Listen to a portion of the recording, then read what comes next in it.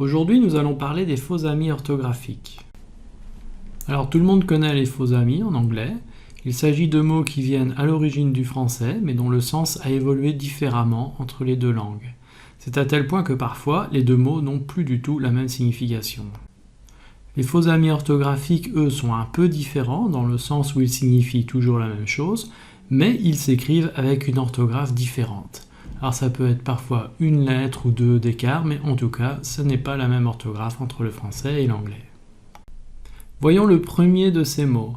Commençons par une adresse. À retenir dans l'orthographe, il y a un D en français et un E à la fin. En anglais, ce sera 2D sans E à la fin. Donc si vous écrivez ce mot avec 2D et un E à la fin, vous arriverez juste à écrire faux dans les deux langues.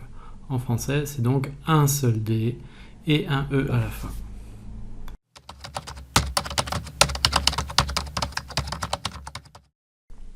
Pour le suivant, un appartement. Ici, il faut mettre 2P en français avec un E, et en anglais, ce ne sera plus qu'un seul P et il n'y a pas de E.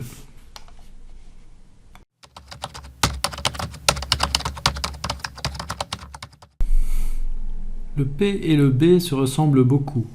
En français, on dira donc un abricot avec un B.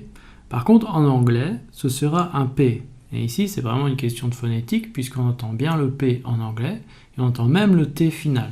Alors voici ce que ça donne. Apricot. Apricot.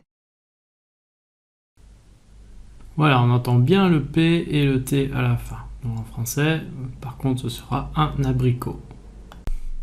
Pour le suivant, il s'agit d'une connexion.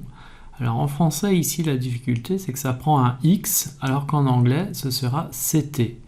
Par contre, en français, dès qu'on passe au verbe, ce sera le verbe se connecter, donc avec CT, mais en tout cas, le nom, lui, c'est avec un X, puisqu'on dit bien une connexion. Voici la prononciation en anglais. A connection. A connection. En voici un autre avec le mot « par exemple ». C'est déjà en général difficile en français de savoir s'il faut mettre un E ou un A quand on entend le son « en ». Et bien ici, voici un bon exemple pour faire la confusion, puisque c'est un E en français et un A en anglais. Rien de plus simple, donc, en français, un exemple avec un E, et en anglais, ce sera avec un A.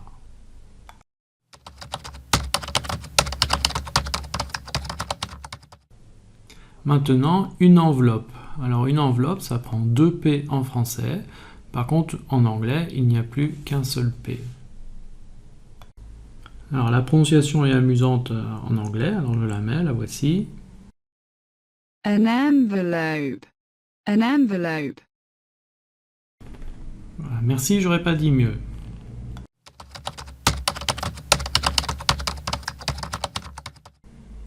Pour terminer, le mot exercice. Alors c'est un C en français et un S en anglais. C'est pas ça qui doit vous empêcher de faire des exercices, évidemment.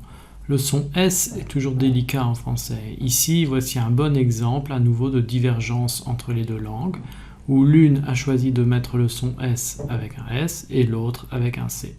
Donc rappelez-vous, un exercice avec un C en français.